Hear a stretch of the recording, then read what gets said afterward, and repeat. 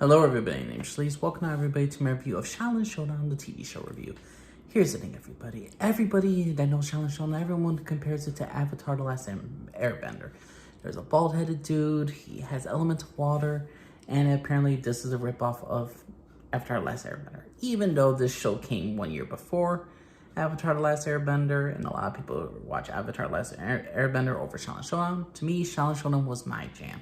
It was on regular television. There's 4 different Shaolin Warriors. There's Omi, the Shaolin Dragon of Water, who is the comic relief, the main character. He's very full of himself.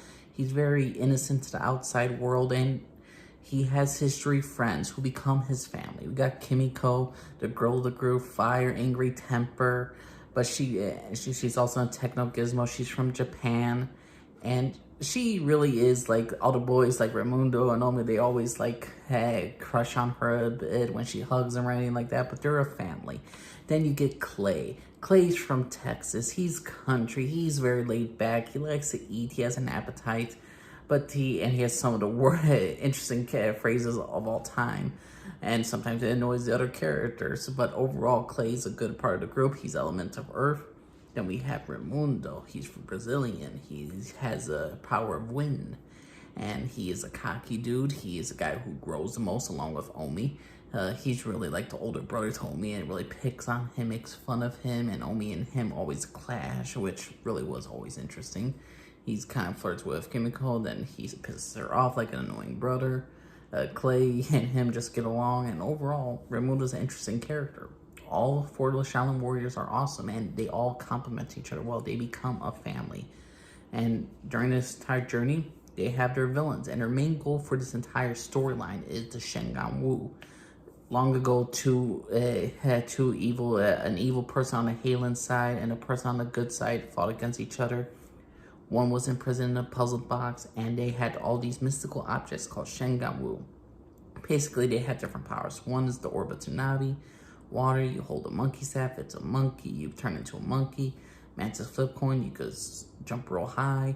There's different Shingan out there, different powers. You could go back in time, you could turn into lightning. There's so many different elements they have for this entire show, and so many powers for Shingan Wu. And the reason why it's called Shaolin Showdown, let's say you see the Wu, you grab at the same time as the person against you. Doesn't matter if it's good or evil, you have to complete in a showdown for the freaking Shengan Wu. And each showdown's different. It could be hide and seek Shaolin Showdown. The first person that falls wins.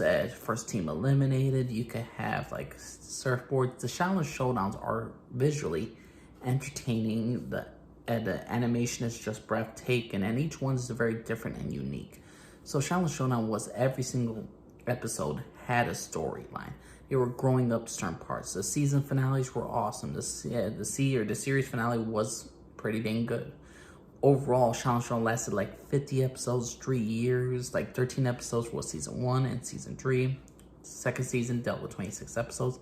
There are some great comedy villains such as Jack Spicer, who was absolutely entertaining. He is downright a sissy boy, a mama's boy. He's always pretends like, oh yeah, I'm super evil. I'm going to continue being evil. He's like the least evilest person of all time. But he still wants to be on the Xiaolin side. He still wants to be on the bad team. And he's just a comic relief. His scream is iconic. Wuya is a ghost that was imprisoned in a puzzle box that I talked about recently. She mentors Jack or tries to teach him. And she just becomes like a mother figure to him and says like, pick up your toys, Jackie. Like, she gets annoyed with him. She discusses with him how many times back before she betrays him. Is hilarious. Then we have an ancient warrior named Chase Young, who has been on the Xiaolin side. He's been on the good side, but he turned evil. And then his backstory, his relationship with Omi, kind of like a master and apprentice, and trying to turn Omi to the dark side was freaking awesome. There are so many great storylines. The Shaolin Temple, the visuals of it look good.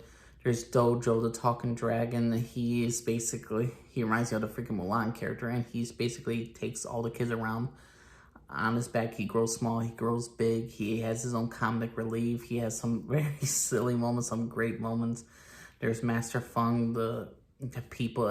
He's a mentor of the group. He basically teaches the young Shaolin Dragon Warriors to basically have patience, learn from your mistakes. There's a lot of great things about Xiaolin Showdown. They had a great mentor, 4 great main good characters, interesting storylines.